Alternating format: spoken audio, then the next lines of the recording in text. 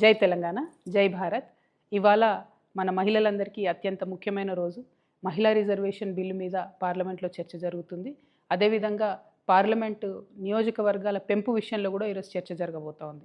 ఇక్కడ ఏదైతే union government ఉందో వాళ్ళది చాలా దారుణమైన కుట్ర ఉన్నది. మహిళలకు సంబంధించి 33% రిజర్వేషన్ ఆల్రెడీ పెంచినప్పటికీ దాన్ని ఇప్పుడు పార్లమెంటు నియోజకవర్గాల పెంపు డీలిమిటేషన్తో లింక్ చేయడం జరుగుతూ ఉంది. వాస్తవానికి రెండు కూడా సపరేట్ అంశాలు.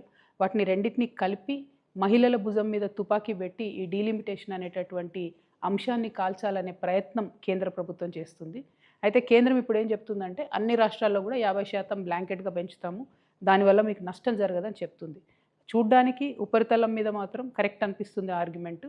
కానీ రేపు పొద్దున తెలంగాణలో పెరిగిన సీట్లతోని బీహార్లోనో ఉత్తరప్రదేశ్లోనో రాజస్థాన్లో పెరిగిన సీట్లతో కంపేర్ చేసుకున్నప్పుడు మన పాత్ర అనేటటువంటిది రాజకీయంగా చాలా తగ్గుతుంది పార్లమెంట్లో. సో మేము యూనియన్ గవర్నమెంట్ని తెలంగాణ జాగృతి నుండి డిమాండ్ చేసేది ఒకటే.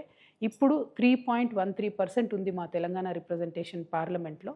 మీరు ఏ రకమైనటువంటి మెథడాలజీ తీసుకొచ్చి కొత్త డీలిమిటేషన్ చేసినా కూడా ఆ 3.13% రిప్రజెంటేషన్ తెలంగాణ తగ్గకుండా ఉంటేనే మాకు ఆమోదయోగ్యం అవుతుంది. లేదంటే మాత్రం తెలంగాణ ప్రజలు రోడ్ల మీదకి వచ్చి మరో తెలంగాణ ఉద్యమం చేయాల్సి వస్తుంది.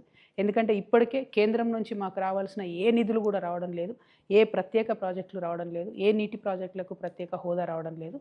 కాబట్టి పార్లమెంట్లో మన పాత్ర ఉండడం చాలా ముఖ్యం. 3.13% కన్నా మన సీట్లు తగ్గితే ఈ మాత్రం కూడా మనకు రోల్ ఉండదు.